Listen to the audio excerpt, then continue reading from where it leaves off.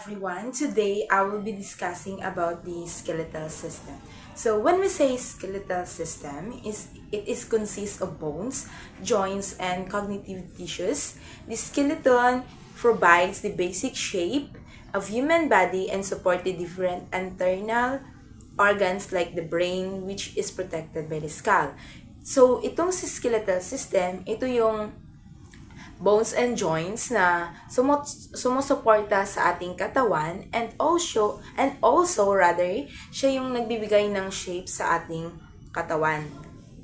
Then it also works with muscles to enable us to stand, walk, and to do other manual tasks. So itong si skeletal system, siya din yung nagbibigay ng lakas sa atin, then para makatrabaho tayo kung anong gusto nating gawin. Then some bones enclose the marrow, the blood forming tissues. There are 206 bones in the human body. They differ in size, shape, and length. There are joints that do not allow movement, such as those in skulls and pelvis. So there are joints that allow full movements of bones, which are found in your knees, wrist, ankle, and shoulders. So, meron mga parts ng joints natin na hindi pwedeng galawin, like sa brain, like yung sa skull natin and sa pelvis, bawal siyang galawin. Then, also, meron ding parts ng body natin na pwedeng galawin. So, ang example niya is ang knees, wrist, ankle, and shoulders. So, the 206 bones, first is the skull. So, the skull or cranium is typically a bony enclosure around the brain or a vertebrate. In some fish and amphibians, the skull is cartilage. The skull is the head end of the vertebrate. So, si skull siya yung nag-protect sa ating brain para hindi siya if ever na matumba man tayo or anong mangyari sa atin. So, si skull, siya yung nag-protect sa utak natin. Then, next, the mandible. So, the mandible, located inferiorly in the facial skeleton, is the largest and strongest bone of the face.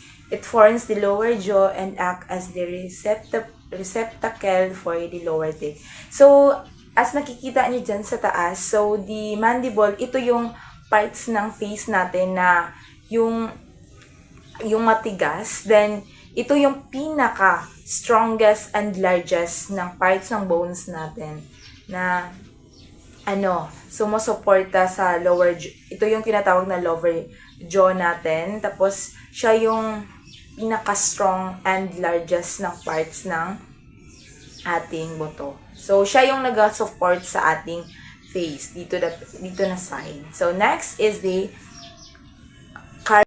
cervical spine. Consists of the first 7 vertebrae in your spine. It provides support for the weight of your head, surrounds and protects your spinal cord, and allows for a wide range of head motions.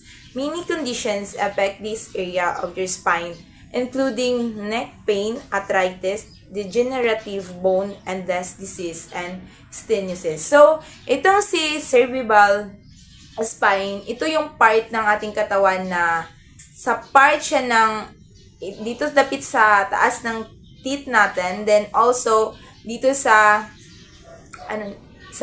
neck natin. So, dito mararamdaman natin yung mga yung neck pain kapag natutulog tayo ng sobra. So, dito natin ito yung tinatawag na cervical spine. Ito yung part ng ating katawan. So, part dito siya. 7 to siya na part.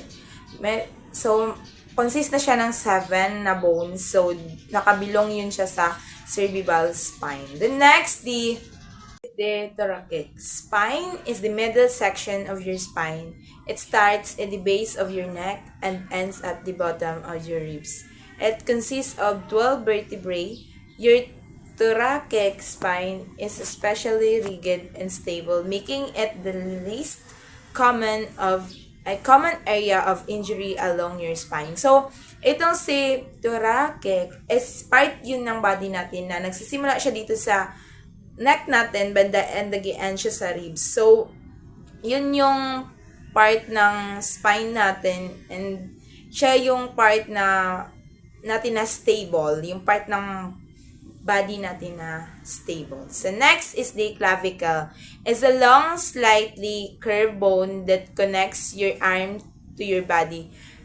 You'll find one on both sides of the base of your neck. The bones help keep your shoulder blade in the correct position of the move. So, si clavicle, so makikita naman natin dyan sa taas sa picture. So, itong parts ng shoulder, ditong sa first, yan yung buto na first is tawag dyan is clavicle. Ito yung naga-support sa shoulder na, ay naga-support sa shoulder natin para maka proper tayo ng move sa part natin ng shoulder. So, next is the manubrium. Is the most proximal and broadest part of the sternum and articulates literally with the clavicles and first ribs and distally with the body of the sternum via the monobriosternal joint. So, etong si manubrium, siya yung so makikita natin sa taas sa part siya sa loob ng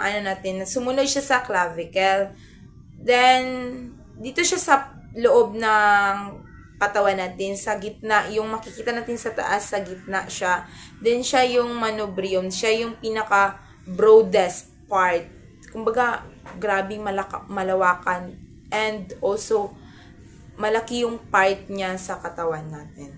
Then, next is this scapula. The scapula or shoulder blade is the one of the three bones that make us your shoulder joint.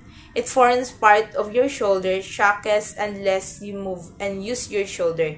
It connected more than a dozen muscles, tendons, and ligaments. So, itong si scapula, as makikita natin sa taas, dito yun siya sa part ng body natin na pangatlo sa parts ng shoulder natin. So, ito yung sa part sa likod natin. Makikita natin sa taas yung dito sa part natin. Then, next is the sternum or breastbone. It's a long flat bone located in the center part of the chest. It connects to the ribs via cartilage and forms the front of the rib cage, those helping to protect the heart, lungs, and major blood vessels from injury. So, itong si sternum, siya yung, di ba yung si, manubrium is yung sa gitna talaga, malaki dito sa heart na banda straight. So, si manubrium siya yun. Then, sumunod naman si sternum. Sumunod siya. So, makikita na sa taas is pabilog yung si manubrium. Then, si sternum, siya yung pahaba na pa-shape ng ganun. So, yun yung si sternum. Siya yung nag-protect sa heart natin, sa lungs, na hindi madali yung heart natin. Kumbaga, masugat or rather mabalda or kung ba if ever na matumba, hindi tayo agad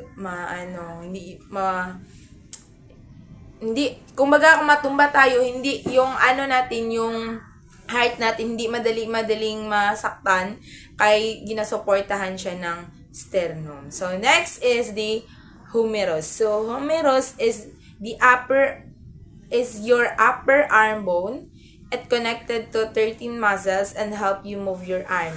When you injured your humerus, it's likely the muscles and nerves attached to it will be damaged too. If your bones are weakened by osteoporosis, you have an increased risk of fractures you might not even know about.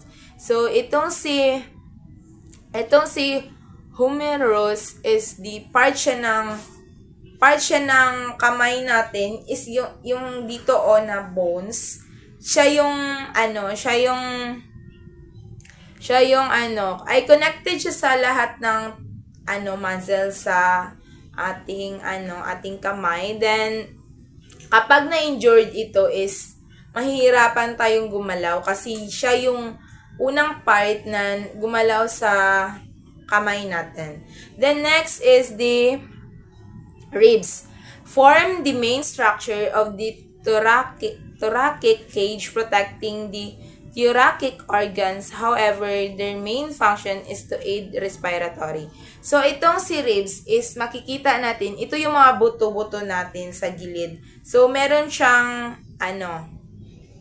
24 at 24, so 12, 12. So, yung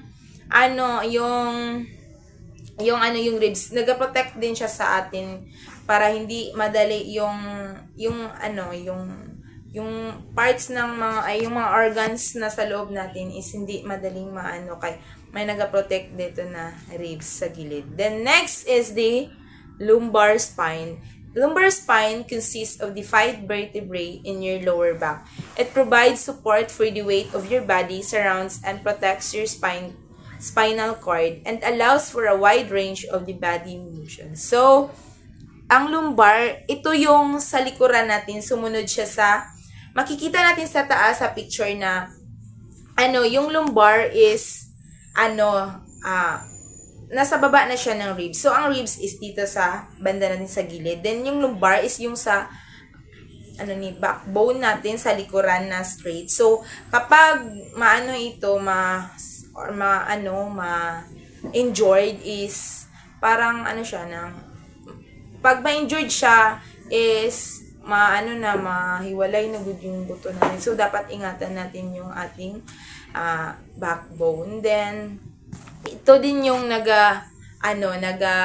support sa weight ng body natin. Then next is the sacrum, is a shield-shaped bony structure that is located at the base of the lumbar vertebrae and that is connected to the pelvis. The sacrum forms the posterior pelvic wall and strengthens and stabilize the pelvis. Joined at the very end of the sacrum are the two partially focused vertebrae known as the coccyx or tailbone. The coccyx provides light support for the pelvis organs but actually is a bone of a little. So, itong si sacrum, as makikita natin sa taas, nasa part siya ng pelvis organ. So, si sacrum is yung makikita natin sa taas is yung part siya sa pelvis. Then, part siya ng pelvis, yung sacrum is nasa taas. Then, yung coccyx is nasa lower part siya ng sacrum. So, makikita natin sa part na dyan, siya yung, yung nasa gitna talaga. Then, yung coccyx, nasa baba siya ng sacrum. So, itong si coccyx is,